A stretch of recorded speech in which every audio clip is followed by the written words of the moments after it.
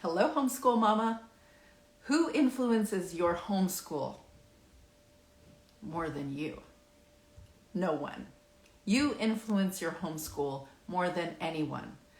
And interestingly, we don't always influence our homeschools the way that we want to. Our thoughts can interfere with our homeschools.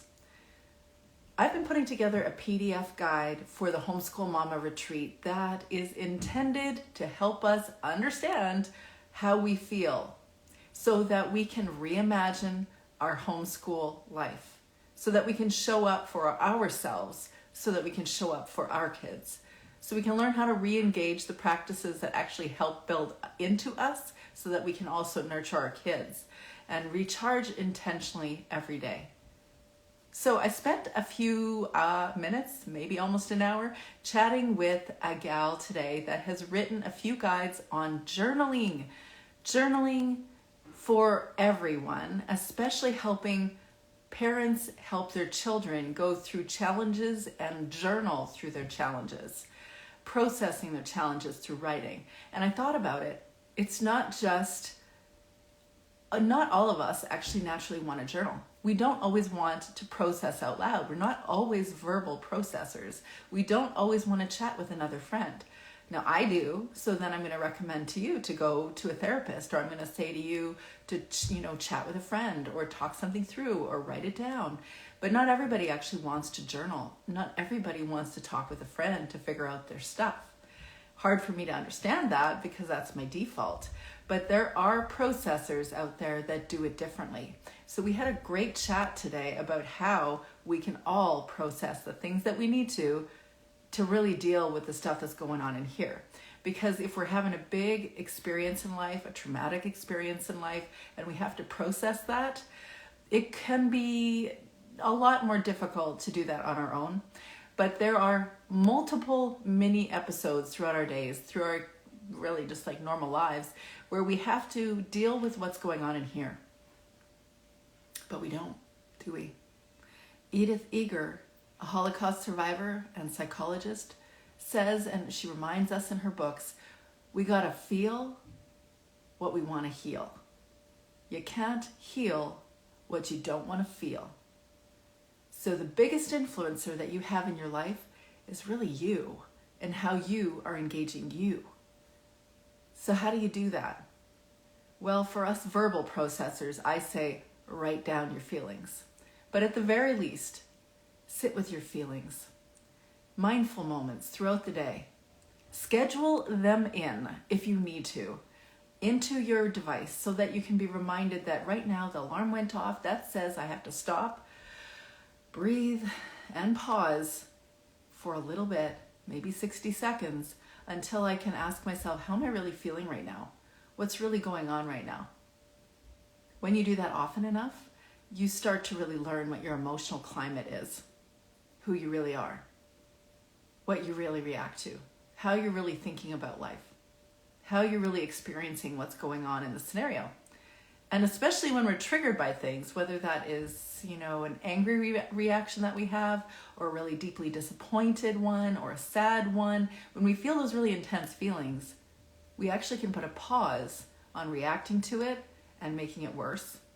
But we can also help to understand ourselves more and say, hey, what are you really needing underneath that? What's the thing that isn't addressed underneath that? Sometimes that requires us to go to a therapist to help process that out. And sometimes that could be your journal, or you could be sitting in front of a mirror and saying, hi, how are you feeling? It's weird, I know, but it works. But we influence ourselves more than anybody else. And so we got to actually do the business of what's going on here, actually understanding what is going on in here. Because even though this conversation is pretty meta, pretty like heady, reality is whatever's going on in here is definitely happening in my real world, in my relationships, and definitely with my homeschool kids. Can I hear an amen? Yeah, so we are the ultimate influencers in our very own world. So we need to actually address that aspect of our self-care, which I think is the biggest part of our self-care. In Dr. Amen's Happiness Challenge over the last few days, he is reminding me again of the most important aspect to our happiness in our homeschools. And it is, am I doing what's making me happy today? Am I doing what's making me happy today? Okay, so sometimes we have to do things like dishes and vacuuming and other stuff, managing kid conflict that maybe we're kind of done with at a certain point in our day, and we still have to do the unhappy things. But generally, is the bigger construct of our lives, is it satisfying? Are we feeling content? Are we feeling like we're in the place that we should be right now? And you tell me, are you? I was going to talk with you about self-directed learning, because when he said that, I said, and this is why I'm such a big proponent of self-directed learning, because instinctively it means that everyone in our home probably is in a happy place if they get to learn the things they want to learn. But I'm going to leave that for a different discussion, because I could talk about that for a while. So are you happy? Are you doing something that really is genuinely making you happy today? You know, I have a Grappling with Overwhelm PDF that you can find in the link in my bio, and it addresses all different kinds of unhappinesses that we homeschool families experience and people experience on the regular. So if you want to download that, that's free. You can find it in the link in the bio above.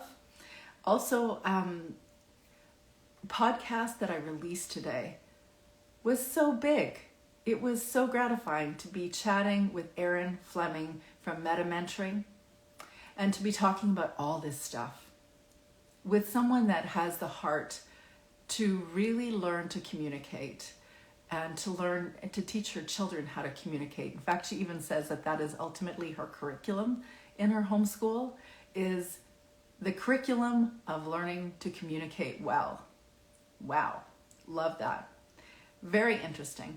Now, I actually, I have to get outside. I have finishing touches on the goat barn that is going to get finished up hopefully in the next day.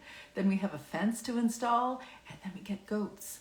So that's making me happy today. What's making you happy today? If you have any thoughts about you influencing you, I'd love to hear more in the comments down below. Otherwise, I hope that the rest of your week is also happy. But if it's not, I hope you can turn or frame your challenges differently. Reframe your challenges into your charms. Have a good day.